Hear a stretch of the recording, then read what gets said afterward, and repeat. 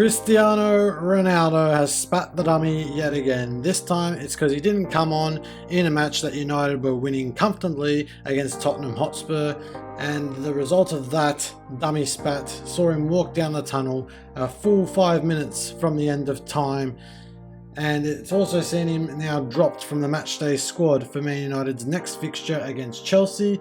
Is this the last we've seen of Cristiano Ronaldo, or is there still a lot of juice left in the tank for the old man? The 5-time Ballon d'Or winner may still have a bit of talent in him, but his peak days are well and truly behind him. Are we going to see more theatrics and talent from Ronaldo, more goals, more assists, or is it going to be more dummy spats and Instagram posts? We shall see as we proceed with time. Steven Gerrard has been sacked from Aston Villa after a run of poor results has left them floundering in the league table. They got spanked 3-0 by Fulham at Craven Cottage this morning, and for Gerrard the writing was on the wall.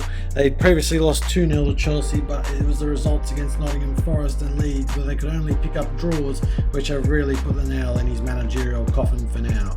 Will Stevie G be able to manage a top team again? Who knows? Aston Villa weren't certainly a top team, but they were in the top league of the world. So, I don't know, Stevie. I'm not sure where he goes from here. But speaking of Fulham, a fantastic display from them that season move into the top half of the table for now. Alexander Mitrovic found his goal-scoring touch again after a few games of going missing. But I think Fulham will be fine this season under Marco Silva. They seem to have got a good sort of performance going for them, and with Mitrovic in their squad and Andreas Pereira and the old boy Willian in attack, I think they'll be just fine. I'm predicting probably a mid-table finish around 13th for Fulham this season, but if they can keep winning against Craven Cottage against the bottom half teams, then they will be a-okay in the games to come. The more points they pick up now, the less they'll have to pick up towards the end of the season, but we shall see how Fulham will go in the next few games moving forward. The problem for Aston Villa now is that because Gerrard has been sacked, they are now looking for a new manager to take over his position. And apparently the front runner for the job is Mauricio Pochettino, who's been out of work since leaving PSG in the summer.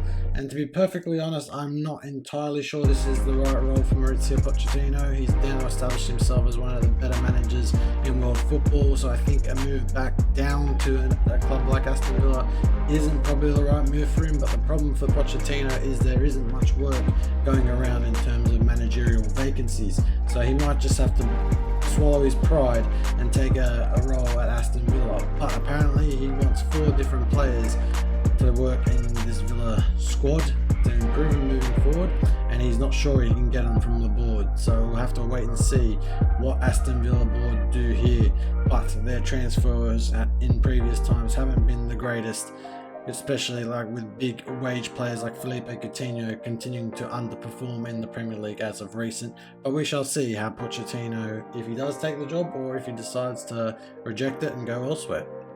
Moving over to Anfield, and Liverpool continue their resurgence up the top of the Premier League table. This time it was a tense 1-0 win at home against a very adventurous West Ham United team.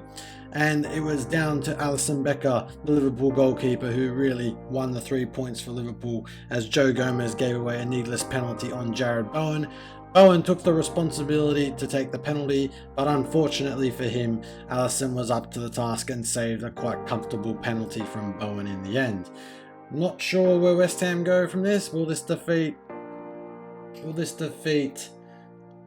plague them?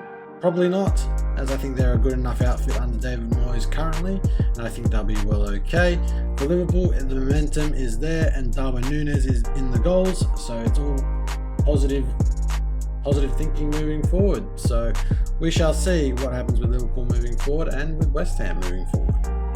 Leicester, meanwhile, continue their climb out of the relegation zone as they put 2 goals past a very misfiring Leeds outfit this morning. Harvey Barnes got one of the goals, and Robin Koch scored an unfortunate own goal against his own side.